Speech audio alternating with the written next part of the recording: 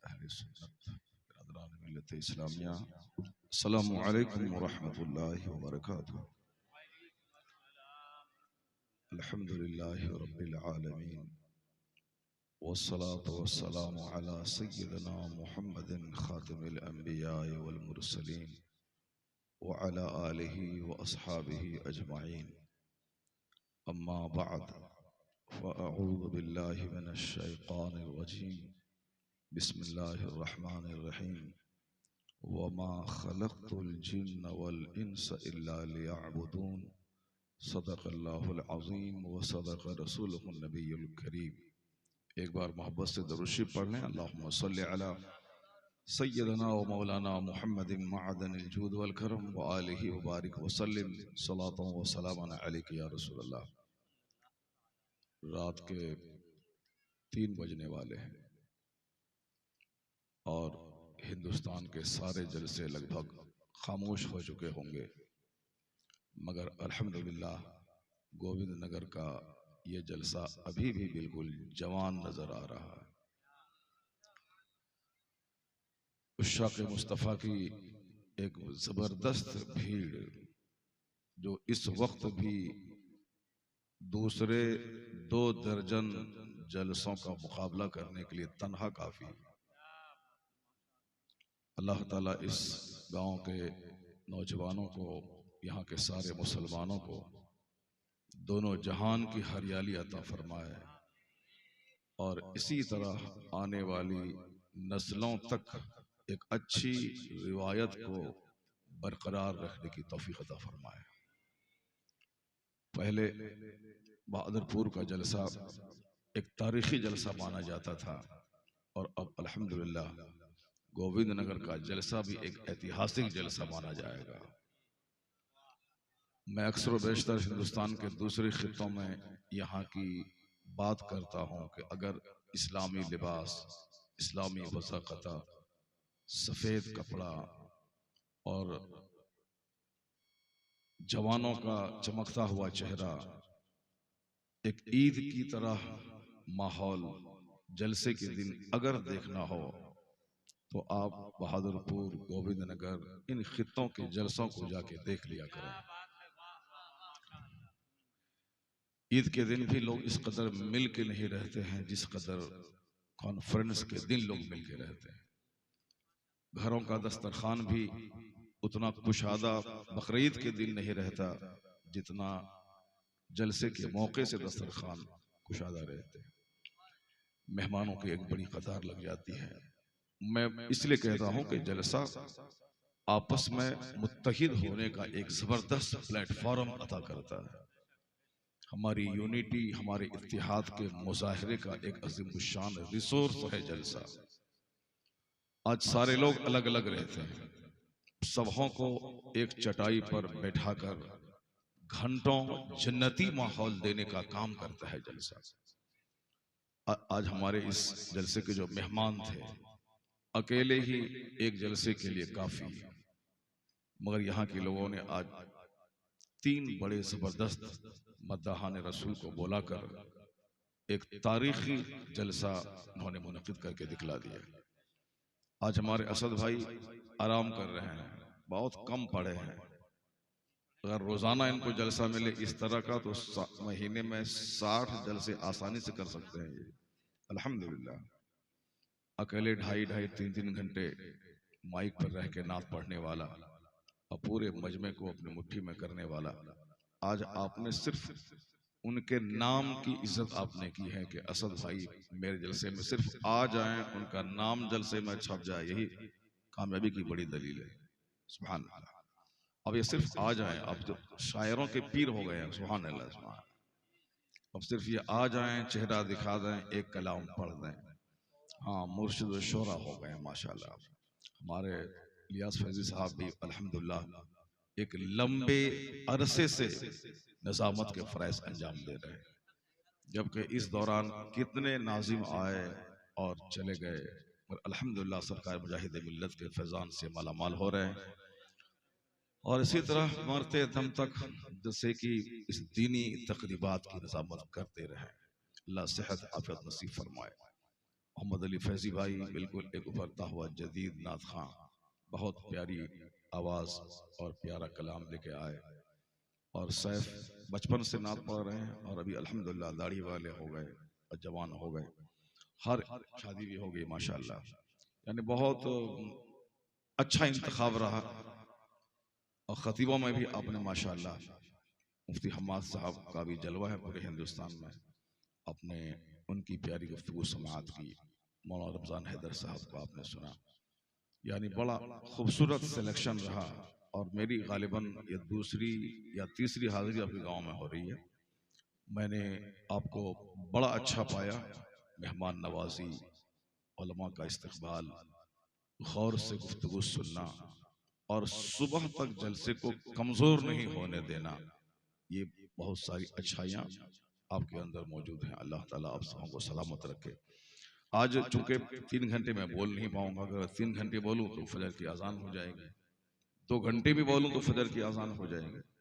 इसलिए आज मैं कोशिश करता हूं कि 1 से लेके 1.25 घंटे तक की एक छोटी सी गुफ्तगू आप तक पहुंच जाए। एक बार जोर से बोल दें सुभान अल्लाह।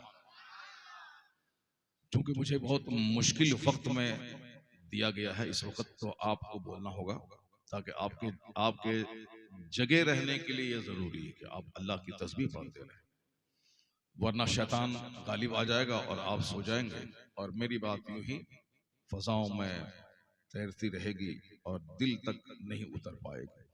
गौर से मैं सिर्फ कुरान करीम की 2-3 आयतों की तिलावत करता हूँ और रसूल पाक सल्लल्लाहु अलैहि वसल्लम की अहादीस के ज़खायर में से सिर्फ 2-3 अहादीस का मफहूम मैं पेश करता हूँ।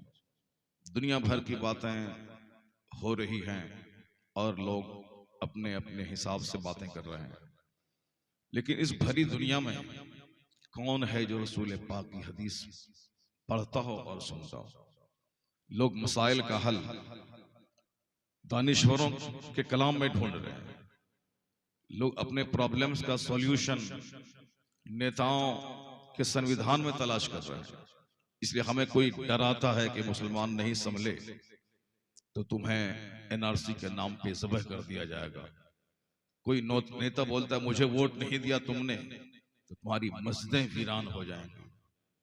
कोई डराता है हमें स्टेज पर आकर, अगर तुमने हमको वोट नहीं दिया तेरा नाम और निशान मिट जाएगा। सब डराने की बात कर रहा है। कोई बोलता है कि तेरा नाम मिट जाएगा, कोई बोलता है कि तेरा वजूद खत्म हो जाएगा, कोई कहता है तेरी मस्जिदें वीरान हो जाएंगी। दूसरे लोग तो कहता ही है कि मैं माइक नोच के फेंक दूंगा, कोई बोलता है मैं मस्जिद को तोड़ दूंगा, कोई बोलता है कि मैं नारे की आवाज को खत्म कर दूंगा। अजीब सा माहौल लोगों ने बना दिया। गैर तो बोले, हमारे अपने लोग भी मुझको डरा रहे हैं। वो डरा रहे हैं सियासी हालात के तनाजुर में डरा रहे हैं। वो ये कहते हैं कि बच्चा बच्चा आपका इंजीनियर बने, डॉक्टर बने, प्रोफेसर बने, वरना आपका वजूद खतरे में पड़ जाएगा। कहता है कि आपका मकान खूबसूरत हो, आपकी गलियां खूबसूरत हों, आपकी सड़कें खूबसूरत हों, आपके मकानात काफिरों के मुकाबले में बहुत आलीशान हो, वरना तेरा वजूद खत्म हो जाएगा। कोई कहता है कि मकान बनाओ, कोई बोलता है डॉक्टर बनो, कोई बोलता है इंजीनियर बनो, कोई बोलता है अपने बच्चों को फोर्स में ले आओ, आर्मी में भेजो, कोई बोलता है कि साहब बच्चों को कराटा सिखला दो। यानी मुख्तलिफ बातें, मुख्तलिफ तरह की बातें सुनने को मिल रही। हमारे बच्चे भी, कोई व्हाट्सएप का माहिर है, कोई यूट्यूब का माहिर हो गया। किसी को तौफीक नहीं मिलती कि तमाम मालूमात का सरचश्मा जो कलाम इलाही है, मैं अपने मसाइल का हल उसके अंदर तलाश करूं। कोई नहीं सोचता कि मैं कुरान करीम को सिर्फ नमाज, रोजे, हज और ज़कात सिखाने वाली किताब समझूं या दुनिया की सारी बातें कुरान करीम में मौजूद हैं, मैं अपने मौजूदा मसाइल का हल कुरान में तलाश करूं। कि जमीन का खालिक अल्लाह है, आसमान का मालिक अल्लाह है, वही खुदा है जो इंसान को पानी की एक बूंद से पैदा किया है, वही खुदा है जो एक सेकंड में जलजला भेजकर आबादी को वीरान कर देता है, वही खुदा है जो सेहतमंद आदमी को बीमार बनाकर एक सेकंड में उसे मौत के घाट उतार देता है, वही रब है जो हंसते खेलते माहौल को शदीद तूफान में तब्दील कर देता है। वही रब है जो अमन चैन सुकून के माहौल को लॉकडाउन में तब्दील कर देता है। वही रब है जो गरीब के बच्चे के हाथ में किसी मुल्क की कमान दे देता है। वही रब है जो बादशाह की बादशाह छीन कर उसे गली का गदागर और भिखारी बना देता है। वही बादशाह है, वही सारी कायनात सारी दुनिया का मालिक है, इसमें कोई शक नहीं है। उसी की मर्जी चलती है। वही गरीब के बच्चे को बादशाह और बादशाह के बेटे को फकीर बनाता है। उस रब्बे करीम की मारिफत हासिल करना एक बंदे का सबसे बड़ा काम है। उस रब्बे करीम ने दुनिया को क्यों पैदा की, उस पर तन्हाई में बैठकर गौर करना, यही मेरी जिंदगी का सबसे बड़ा मकसद है कि अल्लाह ने दुनिया को सजाकर मुझे यहां क्यों भेजा। सारी नेमतें अल्लाह ने मेरे लिए दी हैं और मैं किस काम के लिए पैदा हुआ। कभी भी तन्हाई में बैठकर मुझको तौफीक नहीं मिलती कि मैं इस पॉइंट पे गौर करूं, न दुनिया के लोगों को तौफीक मिलती। सब अपना उल्लू सीधा करने के लिए, डराने की, धमकाने की, उजाड़ने की, मुसलमानों को खत्म करने की बातें कर रहा है। हमारे लोग भी आशावादी न होकर निराशावादी हो गए। सबों के दिल दिमाग में मायूसियत तारी हो गई है। मगर मैं एक बात कहना चाहता हूं, इस्लाम की रियलिटी क्या है, इस्लाम की सच्चाई क्या है। इस्लाम के आए हुए इस जो इस्लाम पैगंबर आखिर ज़मान ने लाया है, आका अलैहिस्सलाम की दुनिया में तशरीफ लाए हुए आज 1500 साल हो गए। 1500 साल में सबसे पहला शख्स जिसने इस्लाम कबूल किया, सबसे पहले वो आपकी बीवी हम मुसलमानों की मुकद्दस मां हजरत खदीजा रज़ी अल्लाह ताला अन्हा। वो इस्लाम जो क़यामत तक रहने वाला है, वो इस्लाम जो हर घर में जाने वाला है। यहां तक कि कोई यहूदी अगर किसी दरख्त की आड़ में छुप जाएगा, नबी सच्चे नबी की बात सच्ची मुस्तफा कहते हैं, वो दरख्त पुकार कर कहेगा यहाँ एक यहूदी छुपा है, ए मुसलमान तू इसे कत्ल कर दे। मुसलमान उस दरख्त की आड़ में छुपने वाले, पनाह लेने वाले यहूदी को भी कत्ल करेगा। एक भी बच्चा दुनिया में नहीं रहेगा जो काफिर हो। वह वक्त आएगा, अब फिर उसके बाद माहौल बदलेंगे, कोई कलमा पढ़ने वाला नहीं रहेगा। वो दिन आने वाला है कि हर दरख्त, हर झोपड़ी, हर महल में इस्लाम दाखिल होगा। हुजूर ने फरमाया है, ब्लाइंडली मेरा फेथ है, मेरा विश्वास है कि हुजूर ने जो कुछ कहा है सच कहा है। चाहे हालात जैसे भी हों, सिचुएशन जैसे भी हों, बज़ाहिर वैसे हालात नहीं लगते हों, उससे कुछ नहीं पड़ता। मैंने रब को नहीं देखा, मुस्तफा ने कहा रब है, मैंने मान लिया। मैंने जन्नत को नहीं देखा, हुजूर ने कहा जन्नत हक है, मैंने तस्लीम कर लिया। मैंने आखिरत को नहीं देखा है, मगर हुजूर ने कहा कि आखिरत है, पाई पाई का हिसाब होगा, हर सियाहो सफेद का हिसाब होगा, मैंने मान लिया। हुजूर ने कहा कि मीज़ान में तेरी नेकी बदी तौली जाएगी। एक नेकी है, एक बुराई का पहाड़ तेरे पास है, वो सब वहां मौजूद रहेगा। हुजूर ने कहा कि जन्नत उस पार में है और बीच में जहन्नम के ऊपर में एक पुल है जो बाल से ज्यादा बारीक, तलवार से ज्यादा तेज। उस रास्ते से तुमको गुजरना होगा, गुजरने के बाद ही जन्नत है। उसी को कहते हैं पुल सिरात। 500 साल की मुसाफत के बराबर वो रास्ता है तंग, जो रास्ता बाल से ज्यादा बारीक, तलवार से ज्यादा तेज। उस रास्ते से गुजरने के बाद ही जन्नत मिलेगी, उसके अलावा कोई दूसरा रास्ता नहीं है। उसी रास्ते से गुजरना पड़ेगा। मैंने नहीं देखा, मगर हमने ब्लाइंडली यकीन किया कि पुल सिरात हक है। कोई इनकार कर दे जन्नत का, वो काफिर है। कोई इनकार करे कि जहन्नम है कि नहीं, वो काफिर है। कोई इनकार करे कि पता नहीं कब्र में कयामत के दिन हिसाब किताब होगा कि नहीं होगा, शक करे, इनकार करे, काफिर हो जाएगा। हक है, जैसे अभी रात है, दिन निकलेगा, ये हक है। जैसे आसमान बगैर खंबे के खड़ा है, यह सच है। उसी तरह यकीन आए, चाहे समझ में दिमाग में आए या ना आए, मोमिन बनने के लिए जरूरी है रसूल पाक की लाई हुई शरीयत पर ईमान लाए, हुजूर की हर बात को आंख बंद करके यकीन कर ले, वही मोमिन बनेगा। तो हुजूर ने कहा है कि रूए जमीन का कोई घर नहीं बचेगा जहां इस्लाम दाखिल न हो जाए। कोई झोपड़ी कोई महल नहीं बचेगा, वहां इस्लाम दाखिल होगा।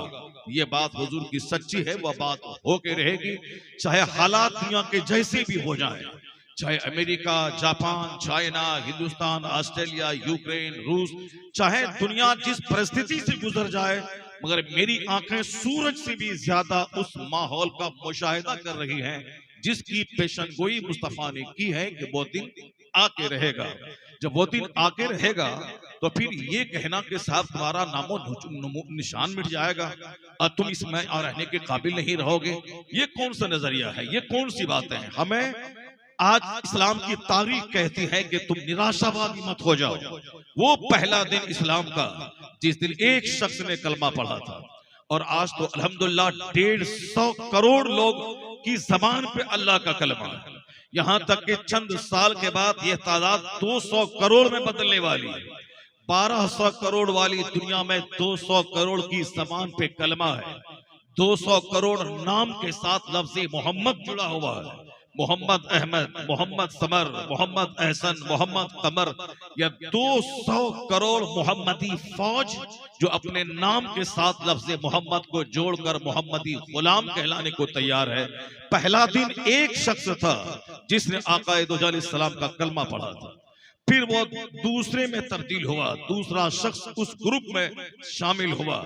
हजरत ज़ैद इब्ने हारिसा हैं जो सरकार के गुलाम हैं, वह उस टीम में शामिल होते हैं। तीसरा शख्स हजरत मौला अली है जो उस टीम में शामिल होते हैं। चौथा शख्स हजरत सिद्दीक अकबर हैं जो उस गिरोह में शामिल होते हैं। फिर पांचवा शख्स, छठा शख्स, सातवां शख्स, यहाँ तक के 40वें की तादाद को उमर इब्ने खत्ताब रज़ी अल्लाह ताला अन्हु पूरी करते हैं। ये 40 लोगों ने कलमा पढ़ा था 3 साल के अंदर में। सरकार दो जहां की जाहिरी उम्र 63 साल, 63 साल में 40 साल तक आप अरब शरीफ में, मक्का शरीफ में एक आम इंसान की तरह रहे। अखलाक का नमूना, गरीबों, मिस्किनों, बेवाओं, यतीमों की खिदमत करने वाले, पड़ोसी का सौदा सलफ बाजार से लाके देने वाले, हलाल तरीके से बिजनेस करके माल कमा के गरीबों, मिस्किनों, राहगीरों, मुसाफिरों का ख्याल करने वाले। इसी तरह खिदमत खल्क और खिदमत इंसानियत और खिदमत पड़ोस, खिदमत रिश्तेदार, खिदमत अहबाब की से इबारत है हुजूर की 40 साल जिंदगी।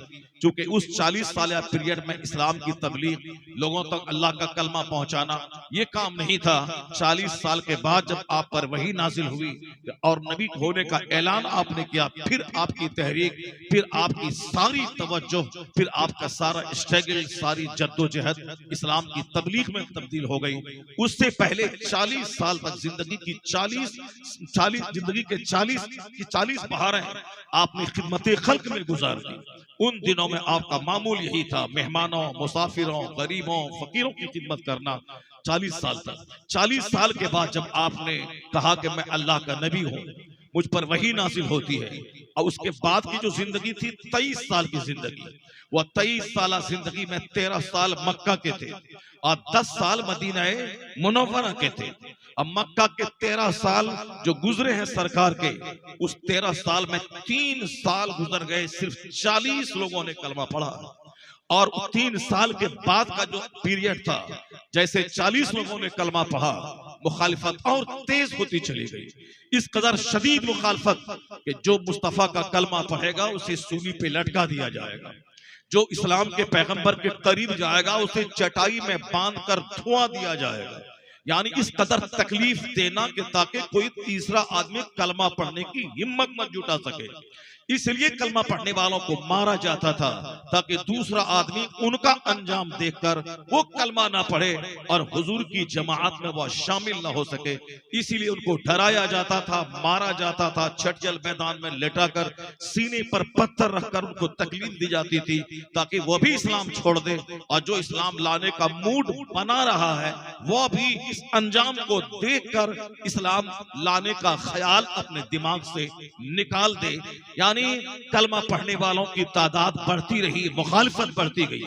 इतना खतरनाक अंजाम देखने के बाद होना क्या चाहिए था? फितरी तौर पर जो होता है, 40 कलमा पढ़ने वाला घट के 20 हो जाता। यानी चटाई में बांध के धुआं दिया जा रहा है, सूली पे लटकाया जा रहा है, उनके बदन को कोयले पर लेटा करके उसको मारने की कोशिश की जा रही है, उनके जिस्म को उधेड़ा जा रहा, तो उसका रिजल्ट यही निकलना था कि 40 घट के 20 हो जाता, लेकिन मुसीबतें बढ़ती रही, कलमा पढ़ने वालों की तादाद में इजाफा होता रहा। या 40 लोग 40,000 में तब्दील हो गए, मुसीबतें और बढ़ती चली गई, यहां तक कि मक्का मुकर्रमा में आकाए दो जहां का रहना मुश्किल हो गया। सरकार अपने दीवानों को हिजरत करके मक्का छोड़कर मदीना जाने का आदेश दे दिया। अपना पैदाइशी वतन, अपना मुल्क, अपना गांव जहां पैदा हुए थे, जबकि आमतौर पर दस्तूर यही है कि आदमी बाहर में डरता रहता है, सहमता रहता है, बाहर में लोग डराते हैं उसे, अपने वतन में दोस्त होते हैं, अहबाब होते हैं, रिश्तेदार होते हैं, खानदान के लोग रहते हैं। अगरचे लोग मेरी तहरीक से वाबस्ता ना हो, मगर एक ब्लड का रिश्ता होता है जो मेरी हिमायत करने के लिए उसको आमादा करता रहता है, खूनी रिश्ता रहता है। जैसे किसी समाज में कोई आशिक रसूल है, उस पर जिंदगी तल्ख हो गई, लोग उसे परेशान करते हैं, और कोई दूसरा गुस्ताख रसूल है, वह कहता है कि हाँ मेरे नजरियात उसके नजरियात से अलग जरूर हैं, मगर खून का रिश्ता भी कोई माना रखता है, तो ब्लड रिलेशन की बुनियाद पर वो उसकी हिमायत करने पे आ जाता है। खूनी रिश्ता, कहीं वतन का रिश्ता, हिंदुस्तान में कोई मुस्लिम है कोई गैर मुस्लिम है, लेकिन यह दोनों अगर दुबई और अरब अमारात में काम करता है तो वहां अपने वतन के रिश्ते की वजह से एक मुस्लिम गैर मुस्लिम जो यहाँ आपस में लड़ता हो, लेकिन वहां दोनों एक दोस्ती का मुजाहरा करता है कि दोनों का मुल्क एक है। दरो दीवार की दोस्ती रंग लाती है, वतन की मोहब्बत रंग लाती है। अपने वतन में आदमी मजबूत और पुख्ता होता है, लेकिन जब अपने वतन में आदमी रहने के काबिल ना रहे तो उसका क्या हाल होगा। सरकार दो जहां के दीवाने को उनके वतन में नहीं रहने दिया गया, टॉर्चर करना मक्का के कुफार और मुशरिकीन का मशगला बन गया। हुजूर ने हिजरत करने का हुक्म दिया, उस्मान गनी हिजरत करके हबशा चले गए, और आपके साथ दूसरे मुसलमान भी हिजरत करके हबशा गए। फिर हबशा में भी मक्का के काफिरों ने नहीं छोड़ा, वहां के बादशाह के पास पहुंच गए कि यह लोग आपके मुल्क की ईंट से ईंट बजा देंगे, ये लोग हमारे मुल्क मक्का के भागे हुए हैं, यहाँ इसे पनाह नहीं दें। यहाँ से वहां चले गए लोग, फिर वालों के हिजरत करके हबशा से मदीना आ गए। यहाँ तक कि वो दिन दुनिया ने देखा कि जो कायनात का मालिक और मुख्तार है, जिसने कहा था कि मैं चाहूं तो ओहद का पहाड़ मेरे पीछे पीछे चले, जिसने कहा था कि अगर मैं चाहूं तो अरब का रेगिस्तान मेरे लिए गोल्ड बन जाए, जिसका बिस्तर चटाई का, जिसके घर में चंद मुट्ठी जौ है, जिसके घर में पानी का एक मशकीजा है, यानी कौनैन की मिल्कियत जिसके पास हो, सादगी का ये आलम है कि उनके घर में चंद मुट्ठी जौ और पानी रखने का एक छोटा सा बर्तन और एक बकरी की सूखी हुई खाल जो उनकी दीवार से लटक रही है, यानी सादगी का नमूना पैगंबर आजम का। वह पैगंबर आजम का अपने वतन में रहना लोगों ने दुश्वार किया, कत्ल का प्लान लोगों ने बनाया। सरकार दो जहां अपने गुलामों को के साथ मदीने पाक की हिजरत का प्लान बनाते हैं, उससे पहले लोगों ने 3 साल तक आपके खानदान समेत सोशल बाइकाट कर दिया। 3 दिन नहीं, 3 महीना नहीं, लगातार 3 साल तक अपने वतन में सोशल बाइकाट, यानी न कोई सलाम करेगा, न कोई उनके पास गज़ा लेके जाएगा, न कोई शादी ब्याह पूरे खानदान बनु हाशिम में करेगा। यहाँ तक कि बच्चे भूख से बिलखते थे, दरख्त के पत्ते लोग खाने लगे, मुर्दे की खाल गला गला कर लोग उस पानी को पीने लगे, यानी दाना पानी बंद था, और उस गरोह में पैगंबर आजम शामिल है। सरकार दो जहां मौजूद है अपने खानदान वालों के दरमियान। अब वहां ये तकलीफ कि बच्चा दाने दाने को तरस रहे हैं और दरख्त के पत्ते को लोग खा रहे हैं। हिंदुस्तान में आराम से मैं अच्छा कपड़ा पहनता हूं, हिंदुस्तान में आराम से लॉकडाउन के बावजूद हमारे घर में चूल्हा कभी बंद नहीं रहा, मजदूर के घर में भी गरीबों के यहां से चावल की बोरियां पहुंचती रही। मालदार जो 50 साल से कमाया था और इस लॉकडाउन में अच्छा मौका मिला अपनी बीवी और बच्चों के साथ रहने का, फैक्ट्री बंद है, कारोबार बंद है, एयरपोर्ट में ताले लग गए, बाजार वीरान पड़े हैं। कम से कम घर में आदमी आराम से 3 टाइम खाता था। गोश्त हासिल करने के लिए 40 किलोमीटर किलोमीटर दूर तक लोगों ने बाइक से और कार से सफर किया और गोश्त के बगैर वह खाना नहीं खाता था। यह 3 महीने का लॉकडाउन, उसके बावजूद न मेरे खाने की लज्जत कम हुई, न मेरा दस्तरखान कमजोर हुआ, न साहब हमें कोई खाने पीने की तंगी हुई। मेरे पास जो जमा था वो खाता रहा, जिसके पास नहीं था, जो जमा पूंजी वाला था, वो उनके घर में राशन भेजता रहा।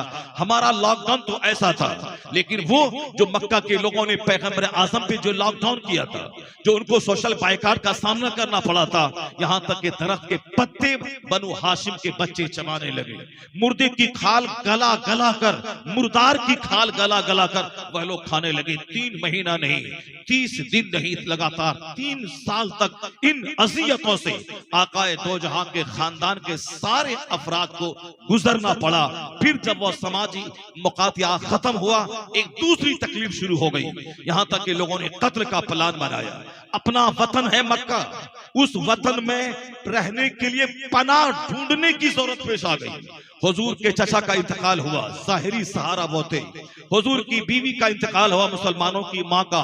उनकी दौलत से सरकार को काफी तकवीयत मिली। यह दोनों ज़ाहिरी सहारा था और दोनों 1 साल के अंदर ही चले गए ताकि मुफारकत दे गए। आमुल हुस्न यानी ईयर्स ऑफ सोरो, ईयर्स ऑफ मिजरेबल कंडीशन यानी तकलीफ का साल कहलाया, आमुल हुस्न कहलाया, जिस साल में दोनों हादसात पेश हुए सरकार की जिंदगी के साथ। अब सरकार गए ताइफ की वादी में इस्लाम की तबलीग करें, वहां लोगों ने क्या आपके साथ सलूक किया, तारीख गवाह है कि वहां के रिश्तेदार थे आपके लोग, उतबा शैबा हुजूर के खानदानी रिश्तेदार थे दूर के। उन लोगों ने हुजूर के पीछे ओबास बच्चों को लगा दिया। उन बच्चों ने हुजूर को हुजूर पर पत्थरों की बारिश कर दी, यहां तक कि खून में आप नहा गए। आपकी नाल मुबारक जूता शरीफ खून से रंगीन हो गई, आप पर गशी की कैफियत तारी हुई। सरकार बैठ जाते, फिर ताइफ के बच्चे आपको हाथ पकड़ के खड़ा करते। जब सरकार चलने के काबिल होते तो फिर वह बच्चे उस पत्थरों की बारिश कर देते। यहां तक कि सरकार किसी तरह से एक बाग में पहुंचे, थोड़ी देर आपने आराम किया। इस मुसीबत से गुजरने के बाद जब वापस मक्का आए, अपना घर, अपना वतन, मादरे वतन, मदरलैंड, अब वहां कोई पनाह देने को तैयार नहीं था। अबू तालिब के फिसाल के बाद अब वहां का सरदार अबू जहल बन चुका था। अबू लहब जो आपका चचा था वो बन चुका था। अब उन्होंने कहा था कि कोई मोहम्मद इब्न अब्दुल्लाह को पनाह नहीं देगा। अपने वतन में करार पाने के लिए पनाह की जरूरत थी। आपका अपना चचा कुरैश का सरदार बन चुका था, उसने मना किया था कोई मोहम्मद इब्न अब्दुल्लाह को पनाह न दे। यहां तक कि एक मक्का का तीसरा फर्द उसने आपको पनाह दिया कि आप मेरी पनाह में चलिए मक्का, आप वहां रहिए। इन हालात से पैगंबर आजम गुजर रहे हैं। अपना घर दरबार, अपनी सारी जायदाद प्रॉपर्टी छोड़कर, मुस्तफा के गुलाम मक्का छोड़कर मदीना हिजरत करके जा रहे हैं। कोई बता दे कि इन तकलीफों से गुजरने के बाद वो 40 की तादाद घट के 20 हो गई, 4000 की तादाद घट के 2000 में तब्दील हो गई, 50,000 की तादाद घट के 25,000 में तब्दील हो गई। जबकि दस्तूर है, जब खूब मुखालफत होती है तो तहरीक कमजोर हो जाती है, दुश्मन बढ़ जाते हैं तो तहरीक कमजोर हो जाती है। लेकिन दुनिया ने अपनी आंखों से मुशाहिदा किया, ये वह तहरीक इस्लाम है, वह पानी इस्लाम की जात मुबारका है, वह पैगंबर आज़म अलैहिस्सलाम की जात गिरामी है। उन्होंने जिस बुनियाद पर इस्लाम का फाउंडेशन रखा था, जिस बुनियाद पर इस्लाम की तहरीक की इमारत खड़ी की थी, वो ऐसी मजबूत बुनियाद थी, यानी ईमान बिल्लाह, ताल्लुक बिल्लाह, ईमान बिल आखिरत। ये दुनिया आरजी पानी का बुलबुला है जो आज है कल खत्म हो जाएगी। यह दुनिया की इज्जत हकीकी इज्जत नहीं, हकीकी इज्जत आखिरत की है। यहाँ इज्जतदारों को जलील होते हुए देखा गया, यहाँ 400 साल के हाकिम को रुस्वा होकर मरता हुआ देखा गया। यह दुनिया में 100 साल के अंदर ही आदमी की जिंदगी खत्म हो जाती है और कयामत का सामना करना पड़ता है, जहाँ का एक दिन 50,000 साल के बराबर होगा। हुजूर हर मौके से जन्नत की बात, आखिरत की बात, कब्र की बात, हश्र की बात यही करते रहते थे। और आपके दीवाने उस जन्नत के शौक में दुनिया की सारी तकलीफों को पांव के नीचे रौंदते रहते थे।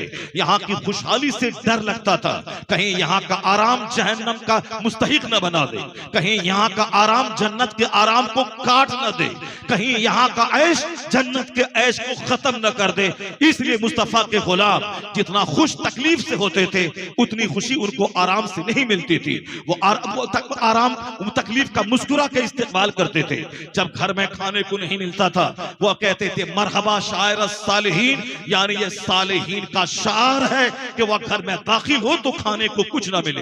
एक बार कायनात के खजाने का मालिक अपने घर में दाखिल हुए, अपनी बीवियों में से किसी से कहा कि आज खाने को घर में कुछ है?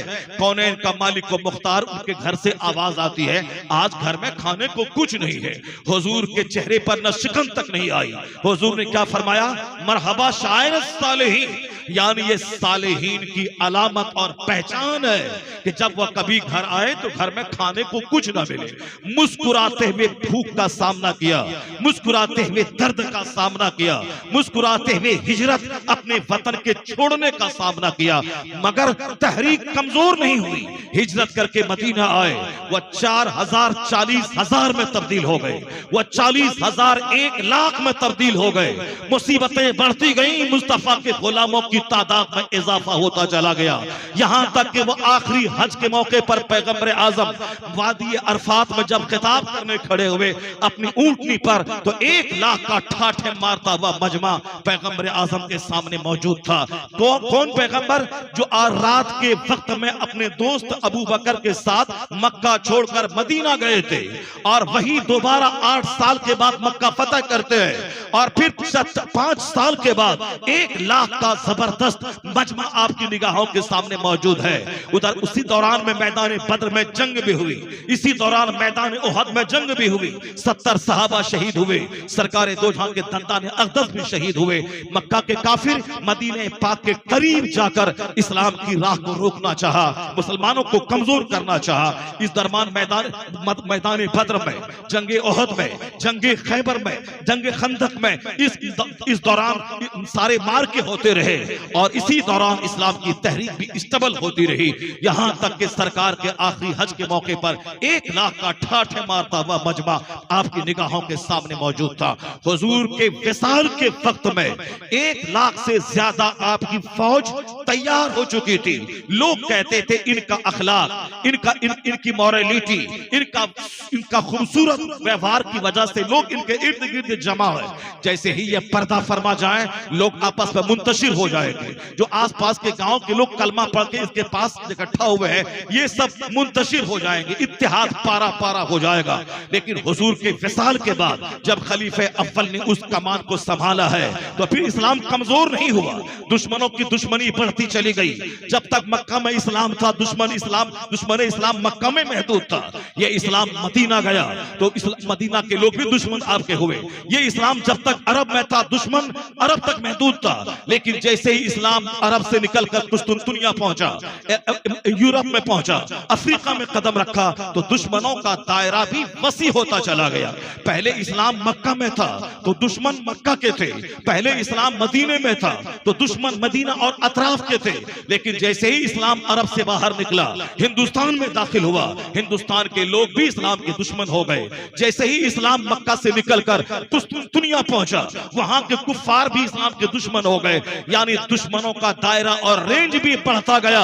उसके बावजूद 1,00,000 लोगों ने जो सरकार की मौजूदगी में कलमा पढ़ा था उसमें से एक भी तादाद घटी नहीं। सिद्दीक अकबर के जमाने में इस्लाम लाने वालों की तादाद में इजाफा होता चला गया। हजरत उमर इब्ने खत्ताब के जमाने में वह तादाद और दुगनी होती चली गई। उस्मान गनी के 12 साल पीरियड में यह तादाद और बढ़ती चली गई, यहां तक कि जंगें भी बढ़ती गई, दुश्मन भी बढ़ते गए और कलमा पढ़ने वालों की तादाद में इजाफा हुआ।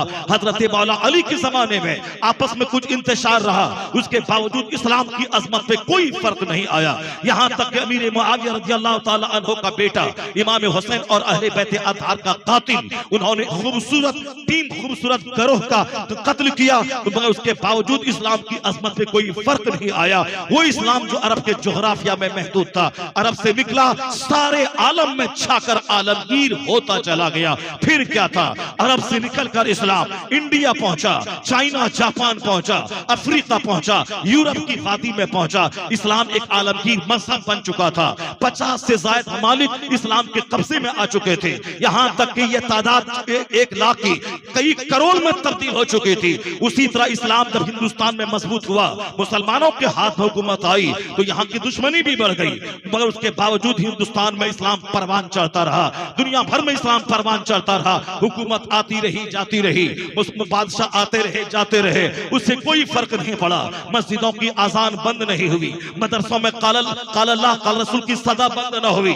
यहाँ तक कि मदरसे का काम चलता रहा, मस्जिदों का काम चलता रहा, आजान होती रही, खिताब होता रहा, सीरत के जलसे होते रहे। अलबत्ता गाहे बगाहे बादशाह तब्दील होते रहे, कभी ये बनता कभी वो बन जाता, लेकिन ये खामोश तहरीक कभी बंद न हुई और कलमा पढ़ने वालों की तादाद लगातार बढ़ती रही। तो 1400 साल की तारीख बताती है कि दुश्मनी बढ़ने के बाद कोई दूसरी तहरीक कमजोर होती है, मगर इस्लाम उस तहरीक का नाम है कि दुश्मनी बढ़ती जाती है, यह तहरीक मजबूत होती चली जाती है। ये क्या मस्जिद से माइक फेंकेगा, ये क्या हमें हिंदुस्तान से उखाड़ के फेंकेगा। इनके बाप दादा इनसे ज्यादा पढ़े थे, इनके बाप दादा इनसे ज्यादा ताकतवर थे, इनके बाप दादा फर्राटे से अंग्रेजी बोलता था, इनका बाप दादा अंग्रेजों की हिमायत उसको हासिल थी। जिनका दादा मजबूत था, जिनका बाप ताकतवर था, जिनके पास इल्म भी था, जिनके पास फोर्स भी थी, जिनके पास ताकत भी थी, इन लुच्चों के पास ना इल्म है, इन लफंगों के पास ना अखलाक है, इन लफंगों के पास सिर्फ बकवास है। ये बकवास करके इस्लाम की बढ़ती हुई कश्ती को रोकना चाहता है, उनका काम ही है ये करते रहना। अगर मेरा वो बच्चा जो नर्वस हो रहा है, जो डिसअपॉइंटमेंट का शिकार हो रहा है, जो मायूसियत की कीचड़ में लथपथ हो रहा है, उसके लिए मेरा पैगाम है, तुम्हें डरना नहीं चाहिए इन लुच्चों लफंगों से, तुम्हें डरना चाहिए। तेरी मस्जिद अगर वीरान है, इससे तुमको डरना चाहिए। तेरा मदरसा उजड़ा हुआ है, इससे तुमको डरना चाहिए। नमाज फर्ज हुई थी 15 साल में, आज तेरी उम्र है 60 साल, तुम्हारे जिम्मे 35-40 साल की नमाज कज़ा है, इससे डरना चाहिए। तुम्हारा हज मुअख्खर हो रहा है, इससे डरना चाहिए। फिर तू ज़कात माल की कायदे से नहीं निकालता है, इससे डरना चाहिए। यानी अपनी बदअमली से डर, इस्लाम के दुश्मनों की बकवास से मत डरा कर। इस्लाम का मुहाफिज अल्लाह है, इस्लाम कमजोर नहीं है, इस्लाम का मुहाफिज अल्लाह है, इस्लाम का मुहाफिज रहमते दो आलम रसूलुल्लाह है, मुस्तफा का पसंदीदा दीन इस्लाम है, इस तहरीक को लाने वाले मुस्तफा है, अल्लाह इसका मुहाफिज है। 1,500 साल की तारीख बताती है कि जब जब दुश्मनों की तादाद में इजाफा हुआ है, कलमा पढ़ने वालों की तादाद में इजाफा होता चला गया है।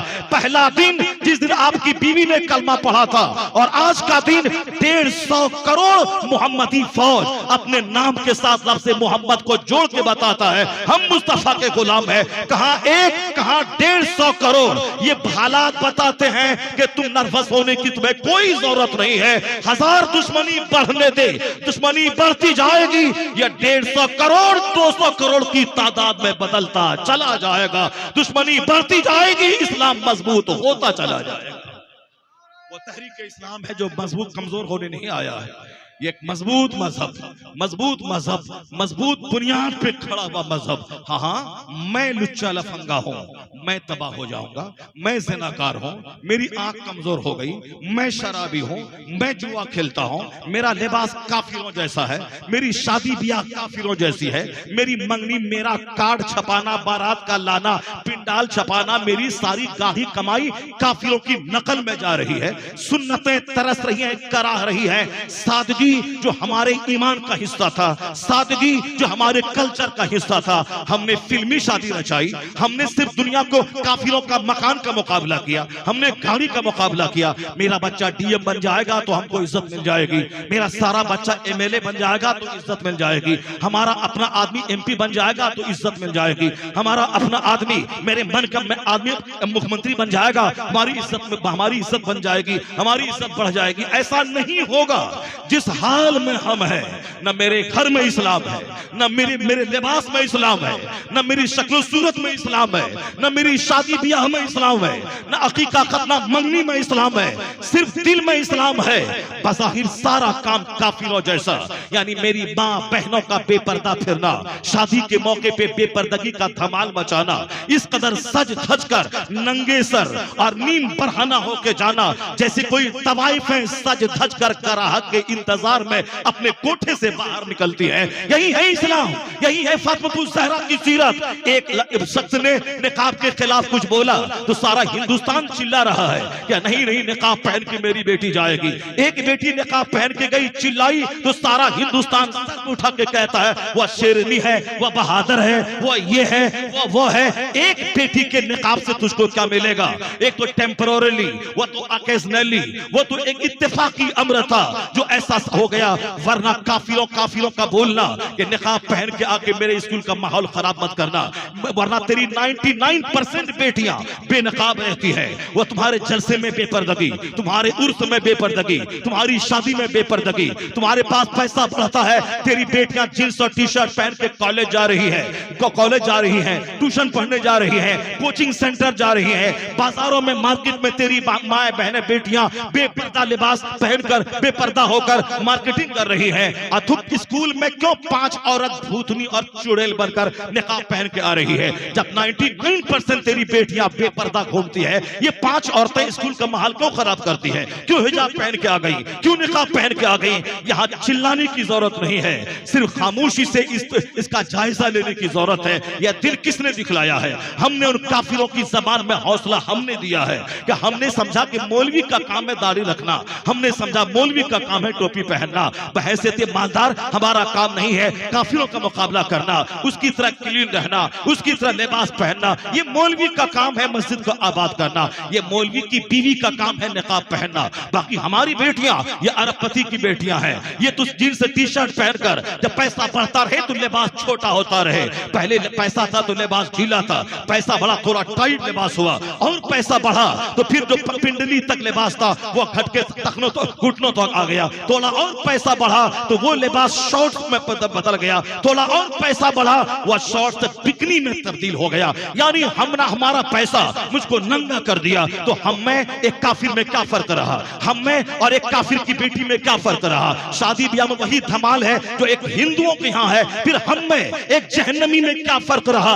तो बेटी को नंगा पहले मैंने किया, मैंने उसका लिबास बदला, मैंने दुपट्टा छीना, मैंने उसको जींस से पहनाया, मैंने उसको चड्डी और बिकनी पहनाया। आज अगर कोई काफिर मेरे निकाब के खिलाफ बोल रहा है, चिल्लाता क्यों है, प्रोटेस्ट क्यों करता है, एहतजाज क्यों करता है, क्यों हल्ला करता है? ये दिन तो हमने उसको दिखलाया है। स्कूल में 90% बेटियां हमारी जींस टी शर्ट पहन के जाती है और 2-4 बेटियां निकाब पहन के आ रही है। वो तो बोलेगा ही, अगर ये निकाब कंपलसरी होता तो तेरी सारी बेटियां निकाब पहनती। यहाँ तो 90% निकाब नहीं पहनती और तुम 5 क्यों हिजाब ओढ़ के स्कूल का माहौल खराब कर रही हो? उनका बोलना हक बजानिब है।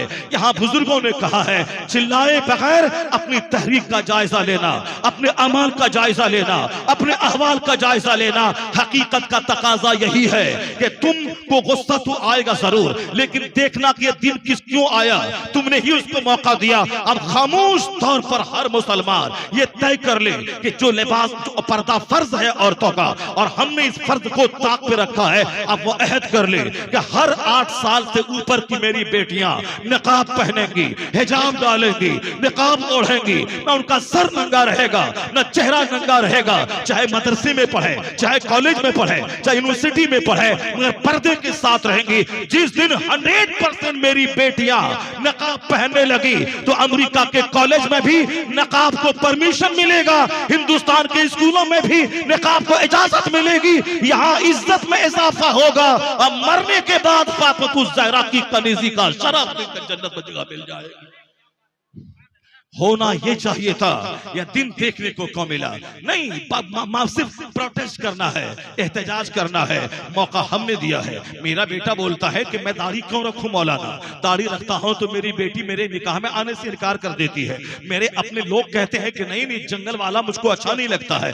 मैं कहता हूं कि हाँ बात बिल्कुल सही है, ये मौका हमने दिया है। हमने क्या कहा, 98% लोगों ने दाढ़ी मुंडाया। सिर्फ मौलवी और मौलवी के संपर्क में आने वाला 2% आदमी उसने चेहरे को दाढ़ी से सजाया। चाहे चेहरा जैसा भी लगे, मगर सरकार की सुन्नत पे अमल करना है, जैसा कैसे लगे।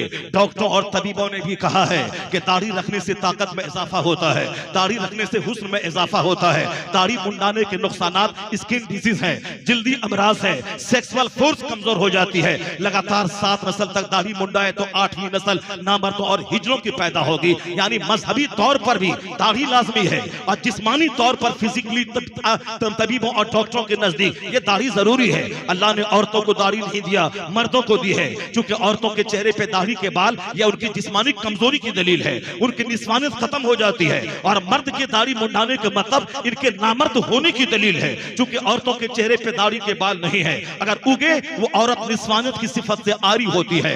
मर्द के चेहरे पे दाढ़ी अल्लाह रब्बुल इज्जत की तरफ से यह दाढ़ी एक नेमत है। अगर मर्द इसको मुंडाए तो उसकी सेक्स की ताकत कमजोर हो जाती है। तो हमने इसको ताक पे रख दिया। हमने फिल्मी हीरो को देखा और चेहरा मुंडाया, हमने आज के मौजूदा यहूदो नसारा को देखा और मैंने चेहरा को मुंडाया। अब मेरे बच्चे कहते हैं दाढ़ी रखता हूं तो कॉलेज में लोग कहते हैं आतंकवादी आ गया या दहशतगर्द आ गया या टेररिस्ट आ गया। तो मैं कहता हूं 99 तेरा बच्चा दाढ़ी मूंडता है और एक बच्चा दाढ़ी रख के कॉलेज जाएगा, वो तो अजूबा लगेगा ही, वो तो लोगों को आतंकवादी लगेगा ही। क्योंकि जितने आतंकवादी का चेहरा है वह सारे आतंकवादी के चेहरे पे दाढ़ी है, आतंकवादी का नंगा सर है, आतंकवादी का लिबास अलग जैसा होता है। अगर तेरा बेटा भी दाढ़ी रख के जाता है स्कूल में अकेला तो लोग कहते हैं ये आतंकवादी जैसा चेहरा है। तो हमने बना दिया आतंकवादी जैसा चेहरा वाला उसको जो दाढ़ी रख के स्कूल जाता है। ये हमारे 99% बच्चे दाढ़ी मूंड के जाने लगे। क्यों? नौकरी नहीं मिलेगी, मैं आर्मी में नहीं जा पाऊंगा, मैं फोर्स में नहीं जा पाऊंगा, मेरे बच्चे मिनिस्टर नहीं बन पाएंगे, मेरे बच्चे IAS ऑफिसर नहीं बन पाएंगे। मैं कहता हूं तन्हाई में बैठ के गौर कर ले। इसी मुल्क के हिंदुस्तान में एक छोटी सी बिरादरी है सिखों की, उनका बेटा पढ़ता लिखता है, हमसे अच्छा पढ़ता लिखता है। उनका बेटा दाढ़ी और पगड़ी के साथ यानी जेल सिंह बनकर हिंदुस्तान का राष्ट्रपति बन जाता है। उनका बच्चा दाढ़ी पगड़ी के साथ पढ़ लिखकर बूटा सिंह बनकर उनका बेटा होम मिनिस्टर हिंदुस्तान का बन रहा है। उनका बेटा दाढ़ी पगड़ी के साथ ब्रिटेन में पढ़कर वहां से वापस आके रिजर्व बैंक का गवर्नर बन जाता है। उनका बेटा दाढ़ी पगड़ी के साथ हिंदुस्तान का प्राइम मिनिस्टर मनमोहन सिंह की सूरत में बन जाता है। उनका बेटा आर्मी चीफ यानी जल सेना, वायु सेना, थल सेना, वायु सेना का अध्यक्ष, मुश्तरका सदर, वो दाढ़ी और पगड़ी वाला सिख का बेटा बन जाता है। जो अध्यक्ष होना, जो प्रधानमंत्री से ज्यादा ताकतवर मनसब है, प्रेसिडेंट से ज्यादा ताकतवर मनसब उसके पास है। यानी उनके पास तीनों सेना की कमान रहती है। अगर वह पावरफुल बना तो प्रधानमंत्री के खिलाफ रिवोल्ट कर सकता है, बगावत कर सकता है। इतने ताकतवर मनसब पर दाढ़ी पगड़ी वाला फाइज होता है। बैंक का मैनेजर, प्रोबेशनरी ऑफिसर, वो दाढ़ी पगड़ी के साथ बन रहा है। यहां तक कि बैंक का मैनेजर के अलावा रेलवे का मैनेजर, वो साहब दाढ़ी पगड़ी के साथ सिख का बच्चा बन रहा है। तो वहां कहां स्कूल में पहरा बैठा नहीं, स्कूल में दाढ़ी लेके नहीं आएगा। चूंकि सिखों ने मनवा लिया है कि दाढ़ी मेरे मजहब का हिस्सा है, पगड़ी मेरे लिए कंपलसरी है, इसलिए उन्होंने ख्वाहिशात और फिल्मी कल्चर को घर में दाखिल होने नहीं दिया। उन्होंने कहा मेरा लिबास जो भी हो दाढ़ी पगड़ी साथ रहेगी। तो अब दिल्ली के केंद्रीय विद्यालय में दाढ़ी पगड़ी के साथ उसके बच्चे पढ़ रहे हैं, कनाडा के स्कूल में दाढ़ी पगड़ी के साथ उसके बच्चे पढ़ रहे हैं, यहाँ तक कि हिंदुस्तान की जवाहरलाल नेहरू यूनिवर्सिटी में दाढ़ी पगड़ी के साथ उसके बच्चे पढ़ रहे हैं। गवर्नमेंट के नजदीक भी उनको सम्मान है कि किसी भी पोस्ट पे वो जा सकता है अगर उनके पास मेरिट और काबिलियत मौजूद है।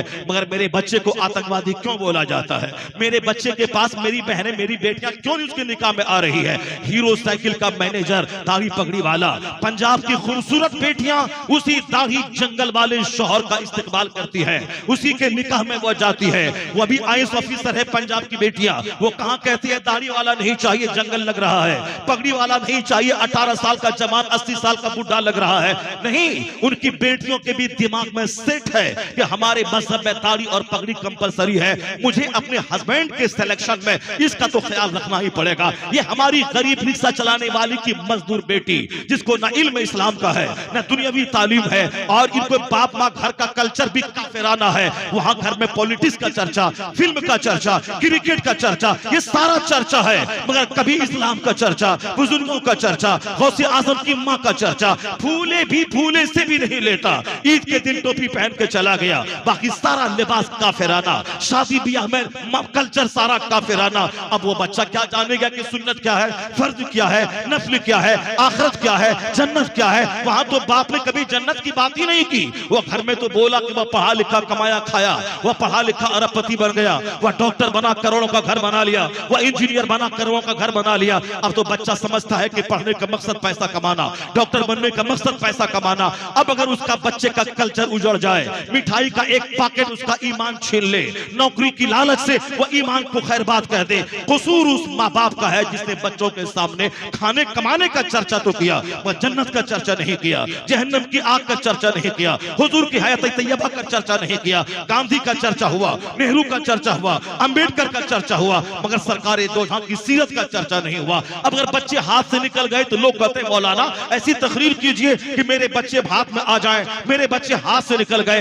एक दिन की तकरीर से कुछ नहीं होता, एक दिन की तकरीर से माहौल में कोई बड़ी तब्दीली नहीं आती। तब्दीली माँ बाप के रोजाना के कल्चर से आता है। माँ बाप का चेहरा बच्चों पे असरअंदाज होता है, माँ बाप की बोली बच्चों की शख्सियत को संवारने और बिगाड़ने में हेल्पर और मुमीद और मुआविन साबित होती है। माँ बाप का रोल अहम होता है। हमने तो घर में दुनियादार का चर्चा किया, जब बच्चे हाथ से निकल गए अब मौलाना याद आ रहा है, अब तावीज याद आ रही है, अब तरकीब याद आ रही है। तावीज क्या करेगी? आम के पेड़ में तावीज लगाने से वहां कटहल थोड़ी फल जाएगा, लीची के पेड़ में 1 करोड़ तावीज डाल दे वहां से अखरोट थोड़ी फल जाएगा, कटहल के पेड़ में तावीज 1 लाख डाल दे वहां से सेब थोड़ी निकल जाएगा। ये तो कुदरत का कानून है। जैसी माँ वैसी औलाद, जैसा बाप वैसा बच्चा, जैसा दरख्त वैसा फल, जैसी जमीन वैसी पैदावार, जैसी फैक्ट्री वैसा प्रोडक्शन। यहाँ सारी तदबीरें उल्टी थी और नतीजा बरक्स निकला। तो अब तावीज ला के दे दो, अब तावीज से फायदा ना हुआ तो अब तावीज का ही इनकार कर बैठा कि तावीज से कोई फायदा ना होता है। कुदरत का कानून है, जब माँ हो फातिमा जैसी और बाप हो अली जैसा तो बेटा हसन और हुसैन पैदा होता है। जब माँ हो सर से लेके पांव तक नेकी का पुतला और बाप हो आबिदे शबे जिंदादार और बाप हो मुजाहिद फी सबीलिल्लाह तो बेटा वलियों का सरदार अब्दुल कादिर जिलानी पैदा होता है। कुदरत का कानून है, जब माँ हो उम्मुल खैर माह नूर यानी रात रात दिन दिन भर इशराक चाश तहज्जुद अवाबी नमाज़े पंजगाना की पाबंद तो उनका बेटा उनके शिकम से निकलने वाला मोइनुद्दीन अजमेरी होता है। जब बाप हो सैयद अहमद अली बुखारवी और माँ हो 80 साल की उम्र में भी सर और चेहरा अजनबी मर्दों के सामने बेनकाब ना करने वाली, अपनी इज्जत और इफ्फत की इस्मत की हिफाजत करने वाली, उसी का बेटा महबूब इलाही निजामुद्दीन देहलवी पैदा होता है। जब बाप हो सल्तनत की मौजूदगी में फकीरी करने वाला मुफ्ती नकी अली खान और माँ हो मुसल्ले पे बैठने वाली तहज्जुद गुजार, उसी का बेटा अहमद रजा खां फाजली बरेलवी पैदा होता है। जब बाप हो अहमद रजा खां और माँ हो आबेदा तो बेटा मुफ्ती आजम हिंद मुस्तफा रजा खां पैदा होता है। जब बाप हो मुफस्सिर आजम हिंद लाखों मुरीदों की मौजूदगी में सादगी से रहने वाला, ज़ुहद के साथ रहने वाला और माँ हो ऐसी लाजवाब जरूरत पड़े अपने सारे जेवरात को गिरवी रखकर मंजर इस्लाम के मुदर्रिसिन की तनख्वाह दिलाने वाली। जब माँ इसी इस्लाम का दर्द सीने में रखे और बाप करोड़ों मुरीदों की मौजूदगी में सिंपल रहने वाला, उसी कोख का बच्चा दुनिया इस्लाम का सबसे बड़ा आलिम ताजुल शरिया अख्तर रजा का अजहरी पैदा होता है। जब बाप नेक हो माँ नेक हो तो स्टेट की मौजूदगी में रऊफिया स्टेट की मौजूदगी में बेटा मुजाहिद आजम सालार आजम हुजूर मुजाहिद मिल्लत हबीबुर रहमान अब्बासी बन के पुरस्ते शहूद पे जलवागर होता है। जब बाप लाजवाब हो माँ लाजवाब हो तब उसका नतीजा अच्छा निकलता है। बाप हो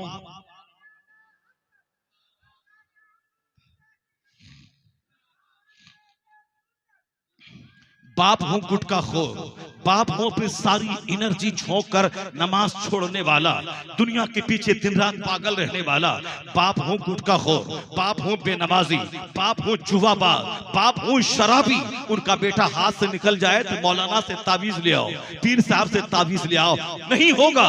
तावीज का काम एक जुज़वी होता, टेम्पररी होता है। तावीज लड़की को लड़का नहीं बना देती है, तावीज गोरे को काला, काला को गोरा नहीं बना देती है। तावीज का मतलब यही है कि आम का पेड़ है मगर फल थोड़ा कड़वा निकल रहा है, तो अब तावीज डाल दिए जाएं ताकि इसका कीड़ा मर जाए, ताकि थोड़ा सा टेस्ट इसका बढ़ जाए, वरना सिरे से यह ना होगा कि तावीज से आम में से फल जाए, ऐसा नहीं है। बल्कि जुज़वी नुकसान है उसको दूर करने में तावीज मददगार साबित होती है। मां नेक रहे, बाप नेक रहे, अब बेटा थोड़ी सी गलत सोहबत में पड़कर दिमाग में आवारगी आ गई है, तब एक वली का हाथ उनकी शख्सियत को संवार देता है। एक छोटी सी तावीज से उनकी सोच में तब्दीली आ जाती है। लेकिन बुनियाद ही खराब हो तो फिर वहां कोई तावीज काम नहीं करेगी। बुनियाद ही खराब हो, जमीन ही बंजर हो, वहां से कोई फसल ना निकलेगी। मैं अपने किरदार का जायजा लूं, मैं अपने घर के अहवाल का जायजा लूं, और फिर पंजाब की बेटियों के दिमाग में यह बात घुस गई है कि मेरा शौहर दाढ़ी वाला ही होगा। काश मेरे बच्चे ये जान ले कि हुजूर की सुन्नत है दाढ़ी रखना, फर्ज है नमाज़े पंजगाना पढ़ना। स्टडी में 8 घंटे लगाएंगे तब आप बैंक का मैनेजर बनेंगे, 18 घंटे पढ़ेंगे तब आईएएस ऑफिसर बनेंगे। तो दुनिया के चंद सिक्के कमाने के लिए 18 घंटे डेली पढ़ना और 30 साल तक पढ़ने के बाद डीएम बनना। फिर डीएम बनने के बाद घर में बैठ के पैसा नहीं मिलता है। डीएम बनने के बाद अपने वतन से बेवतन होकर, एक बिहारी है तो उनकी ड्यूटी बेंगलोर में हो जाएगी, उनकी ड्यूटी उत्तर प्रदेश के किसी डिस्ट्रिक्ट में हो जाएगी, फिर उन्हें 30-35 साल तक सर्विस के पीरियड तक घर से बाहर रहना है, 24 घंटे की ड्यूटी करनी है, तब चंद सिक्के कमा के बाल बच्चों को पालना है। फर्क इतना है कि मजदूर 5,000 महीना कमाता है और वह 5 से 10 लाख महीना कमाएगा। फिर 65-70 साल के बाद क्या करेगा वो? 65-70 साल के बाद पेट की तकलीफ, घुटने की तकलीफ, आंख की तकलीफ, अब मौत का इंतजार करेगा। कोई 70, कोई 80-90 साल में मर गया तो फिर ये दुनिया की रोटी के लिए 25-30 साल तक पढ़ना 18 घंटे तक, और नौकरी करने के लिए 25-30 साल तक 24 घंटे चौकन्ना रहना, घर से बाहर रहना, और फिर मौत आई मर जाना। अब जहां जाना है वहां का एक दिन 50,000 साल के बराबर होगा। वहां जन्नत का बाग है तो बाग है, जहन्नम की आग है तो आग है, वहां तकलीफ है तो तकलीफ ही तकलीफ है, आराम है तो उसका कोई जवाब नहीं है। यहां तो हमने सारी एनर्जी झोंक दी चंद सिक्के कमाने के लिए। 25 साल इंजीनियर बनने की पढ़ाई करनी है, अब 25 साल नौकरी करनी है, उसके बाद बुढ़ापे में मौत का इंतजार करना है। अब वहां क्या होगा? जहां का एक दिन 50,000 साल के बराबर है, जहां मौत को ज़बह कर दी जाएगी, जहां और कोई दूसरा एज नहीं आने वाला है, वहां बस सब दिन जिंदा ही रहना है। फिर वहां की आग की फिक्र कहां है? वहां के बाग की फिक्र कहां है? अगर 18 घंटे डीएम बनने के लिए मेरा बच्चा निकाल सकता है, कम से कम रोजाना 18 मिनट इस्लाम समझने के लिए निकालना पड़ेगा, कुरान के लिए निकालना पड़ेगा, मुस्तफा की हयात तैयबा के लिए निकालना होगा। पेट के लिए 18 घंटे और जन्नतुल फिरदौस के लिए 18 मिनट निकाल दे। जन्नत के लिए रोजाना नमाज़े पंजगाना के लिए 1 घंटा निकाल दे, तब लगेगा इसको दुनिया भी चाहिए, इसको जन्नत भी चाहिए, इसको जन्नत भी चाहिए, इसको दुनिया भी चाहिए। यहाँ तो दुनिया का जुनून सवार है, आखिरत की बात ही कोई नहीं करता। अब बोलता अल्लाह ताला माफ कर देगा, अल्लाह ताला माफ कर ही देगा। अल्लाह माफ करने वाला है और अल्लाह ताला रोजी भी देने वाला है। यह सब मुसलमान को अकीदा रखना है, अल्लाह रोजी देने वाला है। जब अल्लाह रोजी देने वाला है, यह 35 साल तक मेरा बच्चा मजदूर बनकर एड़ी रगड़कर बंबई के इंजीनियरिंग कॉलेज में क्यों पढ़ा? जब अल्लाह रोजी देने वाला है तो मेरा बच्चा इंडिया में नीट नहीं निकाल पाया, एमबीबीएस कॉलेज नहीं मिला, या यूक्रेन में जाके 5 साल से क्यों टपला खा रहा है? मेरा बच्चा अपने घर से बाहर 18 घंटे स्टडी करके वह डीएम क्यों बन रहा है? मेरा मजदूर 8 घंटे तक खेत में क्यों हल चला रहा है? मेरा भाई अपने शहर को छोड़ के कलकत्ता जाके वहां मजदूर बनकर दूसरों का धक्का खा के वहां क्यों रात दिन करके मजदूरी कर रहा है? क्योंकि दिमाग में है मैं अपना घर छोड़ के कलकत्ता आके मैं लकड़ी का काम ना करूं, मैं भूखा मर जाऊंगा, मुझे रोजी नहीं मिलेगी। हाँ, दिल में है कि अल्लाह रोजी देने वाला है, लेकिन घर से बाहर निकल के मेहनत करनी पड़ेगी, उसमें महारत हासिल करनी पड़ेगी, बिजनेस का टिप्स अपनाना पड़ेगा, 8 घंटे दुकान में बैठना होगा, तब रोजी मिलेगी। जब रोजी देने वाला अल्लाह है तो फिर दुकान में 8 घंटे क्यों बैठता है? फिर रात रात भर नाइट ड्यूटी करके पैसा क्यों कमाता है?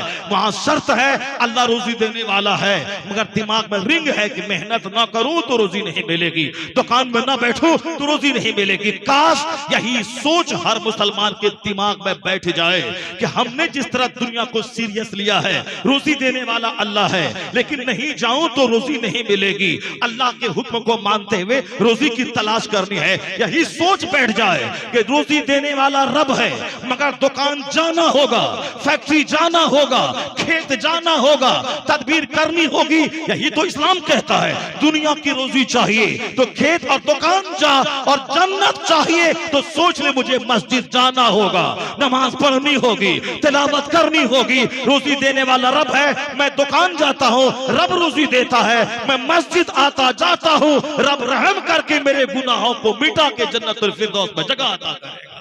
या सोच इस्लामी बनानी पड़ेगी।